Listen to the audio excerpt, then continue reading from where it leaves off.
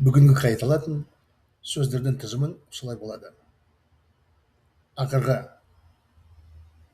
жүдеу, үздік, жаппай, ретінде, баян, шуақты. Сөздердің тізімін орыс тілінің нұсқасында оқимын. Последний, заключительный. Исхудать, отощать. Лучший. Тотальный. В качестве. Стабильность. Солнечный. Сөздердің тізімін қолданып, шығармамды жаздым. Сіздерге оқимын. Күтіп тұрыңыз.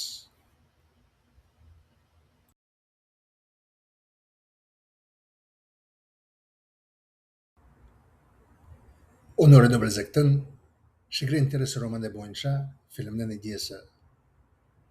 Аты Рафаэль студент шалбардың қалтасына қол салып, тек ақырғы ұсақ түйек ақша ғана қармады. Оның қарны ашты болды. Себебі осы сәтке дейін тәулік бойы ештен жемеді. Ол ақырғы рет алдын күні тек сұлы жарма үлпек ғана таңғы асқа жеп қойды. Оның ақша жоқ болғандықтан студент шынында шыңырауда болды. Рафаэль әркез осындай жүдеу түрінде болған жоқ. Университет түскенге дейін ол тіпті сіміріп кетті. Мектеп кезеңінде үздік оқушы болды да, ата-анасының үміттін саналды. Білікті маман болар деп ата-анасы үміттенеді. Бірақ студент өмірінде оның жаман әдеттері өркендеп шықты. Ол қарта ойына құмарлықты игерді. Алдын күні Рафаэль ақшасын жаппай ұтылды. Бірақ оның қолына қойдың тылсым тірісі түсті. Тір арқасында Рафаэль барлық қалауына жетуге мүмкіндік берілді. Бірақ сикір жасау құны ретінде ол өзінің өмірімен төлеу керек. Құмарлығының кесірінен Рафаэльдің өмірінде баян заманы, шуақты күндер ешқашан болмайды.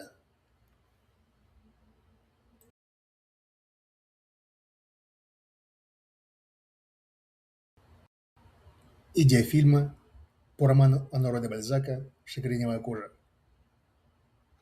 Студент по имени Рафаэль запустил руку в карман брюк и нащупал там только последнюю мелочь. Он был голоден, потому что до этого момента ничего не ел целые сутки. В последний раз он позавчера съел на завтрак лишь овсяные хлопья. Из-за отсутствия денег студент оказался в отчаянном положении.